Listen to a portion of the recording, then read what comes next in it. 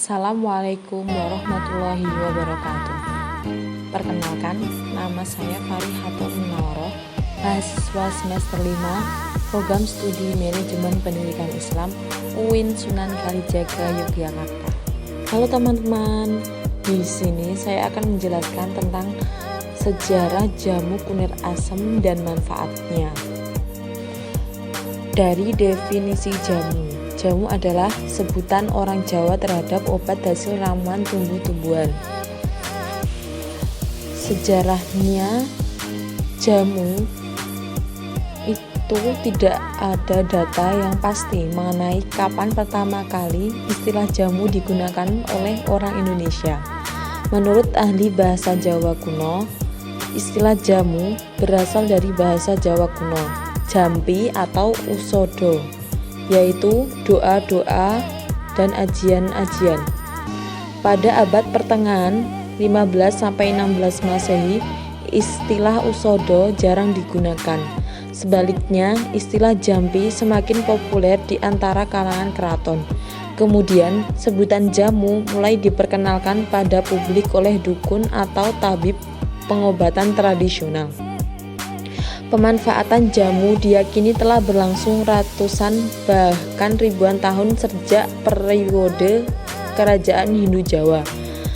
Relief Candi Borobudur yang dibuat pada kerajaan Hindu Buddha tahun 772 Masehi menggambarkan kebiasaan meracik dan meminum jamu untuk memelihara kesehatan. Bukti sejarah lainnya yaitu penemuan prasasti Mahdawa Puradari, peninggalan kerajaan Hindu Majapahit yang menyebut adanya profesi tukang meracik jamu yang disebut acaraki.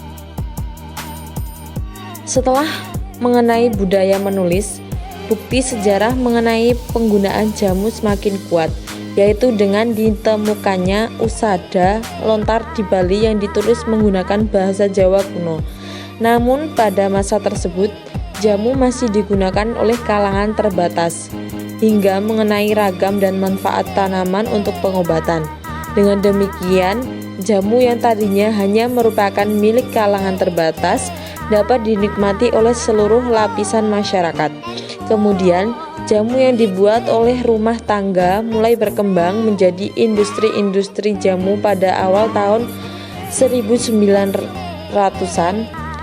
Demikianlah jamu menjadi sangat populer di Indonesia seperti susu bagi masyarakat barat. Adapun manfaat dari jamu kunir asem adalah 1. Mengatur gula darah.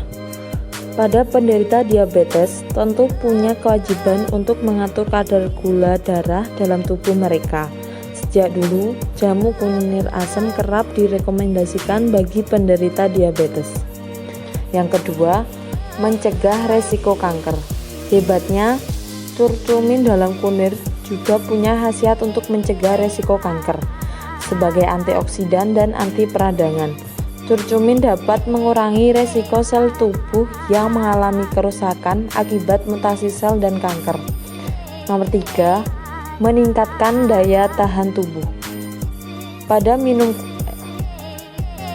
kunir asem secara teratur juga bisa meningkatkan daya tahan tubuh karena kandungan antioksidan, anti peradangan, dan antibakteri di dalamnya.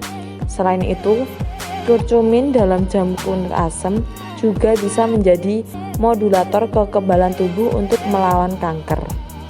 Yang keempat, menekan resiko komplikasi jantung. Masih karena fungsinya sebagai antioksidan dan anti peradangan, curcumin sangat bermanfaat bagi penderita sakit jantung. Dan dalam sebuah penelitian tahun 2012, penderita jantung yang mengonsumsi 4 gram curcumin setiap hari setelah operasi bypass jantung bisa menekan resiko komplikasi hingga 17%.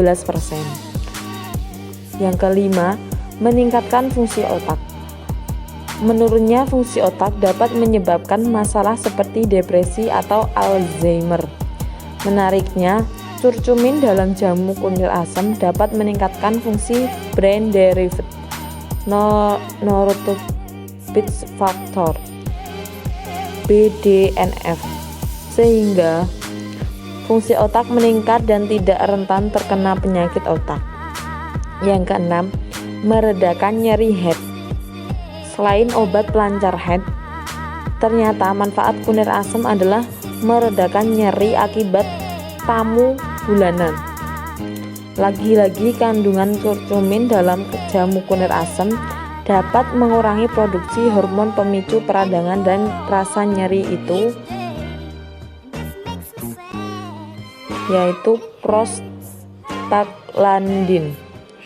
Tidak hanya itu, asam jawa dalam jamu kunir asam juga dapat mempengaruhi sistem saraf serta otak. Dengan demikian, otak bisa mengirim sinyal ke tubuh agar kontraksi rahim bisa mereda dan nyeri head berkurang. Yang ketujuh, menurunkan berat badan. Bagi mereka yang ingin mencapai berat badan ideal, jamu kunir asam bisa jadi alternatif minuman yang sehat. Manfaat kunir asam bisa membantu menurunkan berat badan dengan cara mengurangi respon peradangan pada sel tubuh.